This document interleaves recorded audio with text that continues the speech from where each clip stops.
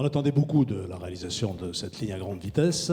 Bordeaux était une grande agglomération dont le lien avec la région Île-de-France et Paris méritait d'être amélioré. Et je dois dire que cette attente, elle est aujourd'hui comblée. C'est une réussite totale, d'abord pour la SNCF, parce que les prévisions de trafic, peut-être un petit peu pessimistes, qu'elle avait faites au départ, sont largement dépassées, avec des scores très impressionnants sur Paris-Bordeaux, mais même sur Bordeaux-Toulouse. C'est un succès aussi, bien sûr, pour la métropole, pour le département, pour la Nouvelle-Aquitaine, parce que l'attractivité économique de notre territoire en a bénéficié. Vous connaissez les scores à Bordeaux, les créations d'emplois, les installations d'entreprises et le développement de Bordeaux-Atlantique en particulier. Donc c'est tout bénef, je pense, pour tout le monde. Je crois qu'il faut bien analyser ce bilan par rapport à ce qui nous était dit avant. On voit que le succès de la LGV a correspondu à un succès des TER, à une amélioration de la mobilité, à une décarbonation de la mobilité. Donc un succès, j'allais dire, écologique sur le plan du climat. Un succès populaire aussi, parce qu'il y a autant de sacs à dos que de mallettes et d'attachés cases. Et puis le fait que commence à se structurer à travers la ligne à grande vitesse, ce que ne peut pas la ligne actuelle, une épine dorsale de la région. On avait un objectif de 4 millions de voyageurs en plus sur toute la Nouvelle-Aquitaine. Et les résultats, c'est 4,6 millions de nouveaux clients. On a beaucoup baissé les prix, on a augmenté quelques-uns.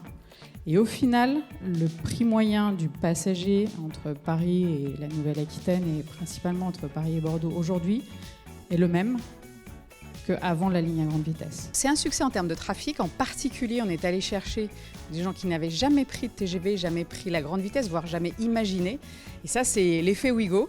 Aujourd'hui, entre Paris et Bordeaux, pour vous donner un chiffre, c'est un quart des voyageurs qui sont des voyageurs Ouigo. Donc ça, c'est l'effet croissance massive qui est plus fort encore que ce qu'on avait imaginé. Avec les TGV Ouigo, les TGV qui coûtent moins cher, qui sont à des heures moins de pointe, mais qui permettent pour les gens d'accéder à la grande vitesse à petit prix. C'est le low cost de la grande vitesse et ça, c'est extrêmement positif.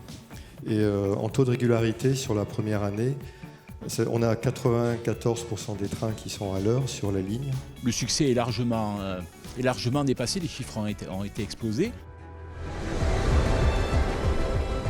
C'est un impact vraiment qui est fabuleux, c'est un accélérateur très fort d'attractivité. On sait pertinemment que le tourisme est très lié au transport. Cette attractivité de Bordeaux qui est indéniable depuis quelques années. L'effet de l'UNESCO. Voilà, l'effet UNESCO en 2007. Clairement, cette LGV arrive comme un point d'orgue pour attirer ces visiteurs. Sur la LGV, oui, ça a entraîné forcément un rebond du territoire et je vais vous dire une nouvelle vague d'optimisme. Moi, je considère aujourd'hui que l'agglomération d'Angoulême bénéficie d'un effet LGV avec un vrai rebond économique qui est attesté, un rebond immobilier qui est aussi attesté, et aussi cette idée qu'on a quand même 200 millions d'euros, plus de 200 millions d'euros d'investis sur l'agglomération qui sont directement liés aux arrêts TGV. Ce sont la réforme des modes de transport intra-agglomération avec un bus à haut niveau de service. C'est des milliers de mètres carrés de bureaux, d'habitat qui s'installent justement au niveau de la gare. C'est un souffle nouveau qui est en train de souffler sur Angoulême et Grand Angoulême. Les attentes étaient immenses et force est de constater aujourd'hui que la ligne à grande vitesse Tours-Bordeaux et donc Paris-Bordeaux en 2h03 ou 2h04 minutes, sa fréquentation qui a dépassé les espérances, l'économie de la métropole et de la région qui en profite pleinement, aussi bien l'immobilier que l'activité économique. Ça a été d'ailleurs dit par le président Juppé et par le président Rousset ce matin. Et donc voilà, grand succès. Et d'ailleurs, grand succès entraîne d'autres succès. Donc maintenant, on est attendu sur les succès futurs qui vont passer aussi bien par le RER sur la métropole bordelaise ou le TER régional qu'il faut encore améliorer bien évidemment. Et puis le futur des LGV. On a différentes modalités. Et en fonction du type de financement, on s'adaptera. Donc le message du gestionnaire d'infrastructure aujourd'hui, c'est on est prêt. Il y a quelques années, on avait entendu plutôt une tendance à la pause. Donc aujourd'hui, SNCF Réseau est prêt.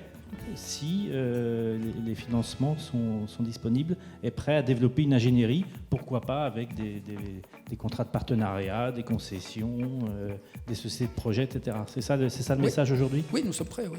Que ce soit les politiques, les scientifiques, les opérationnels, tout le monde continue à s'intéresser à ce projet et tout le monde a contribué à son succès.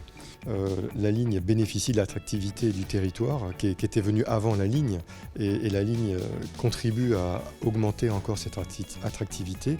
Ensuite, effectivement, du point de vue géographique dans la région, le fait qu'on relie Poitiers, Angoulême, Bordeaux, ça permet aussi de réfléchir à des solutions de services régionaux à grande vitesse pour le futur.